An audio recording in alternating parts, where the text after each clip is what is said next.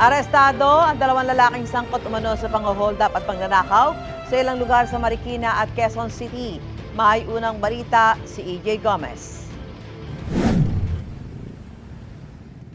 Sa gilid ng kalsadang ito sa Barangay Kalumpang, Marikina City, na corner ng mga pulis ang isang lalaking sospek sa pang-hold up at panunutok ng baril. Isa siya sa dalawang target ng mga pulis na riding in tandem na sangkot umano sa mga insidente ng pagnanakaw sa Marikina at Quezon City. Sa follow-up operation, naaresto sa Antipolo City ang isa pang lalaki na itinuturong nagmamaneho ng motorsiklong ginagamit ng mga sospek. Ayon sa pulisya nitong Miyerkules, nang hold up pa ang mga sospek ng isang babaeng senior citizen sa Old JP Rizal, Barangay Kalumpang. Habang ang biktima isang 67 years old na babae, inaantay niya po ang kanyang kaibigan nang biglang may lumpong lumapit at bigla po siyang tinutukan ng baril. Dahil po sa takot ay agad niya pong binigay niya ang kanyang cellphone. So agad naman pong tumakbo rin yung dalawa, yung naka-riding tandem suspect po natin. Naaresto sila ilang oras matapos ang insidente. Nakumpiska sa kanila ang 38 kalibre na revolver at mga bala nito. Gayun din ang ginamit nilang motorsiklo at mga helmet. Na-recover din ang ninakaw na cellphone ng biktima.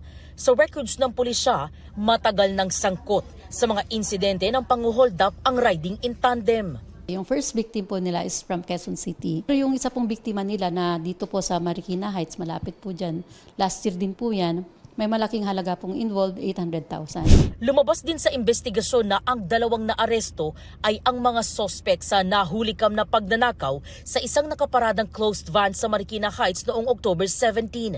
Habang abalang nagbababa ng mga gamit noon ng may-ari ng closed van, sinamantala ito ng mga sospek at tinangay ang mga bag sa passenger seat na naglalaman ng cash at saka tumakas sakay ng motorsiklo.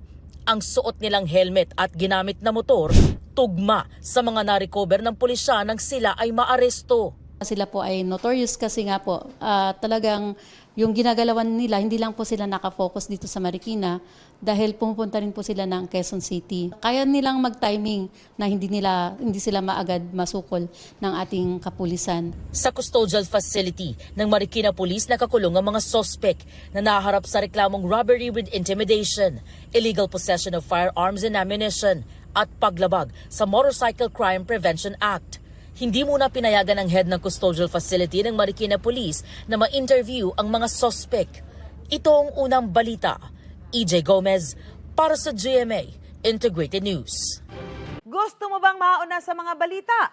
Mag-subscribe na sa GMA Integrated News sa YouTube at tumutok sa unang balita.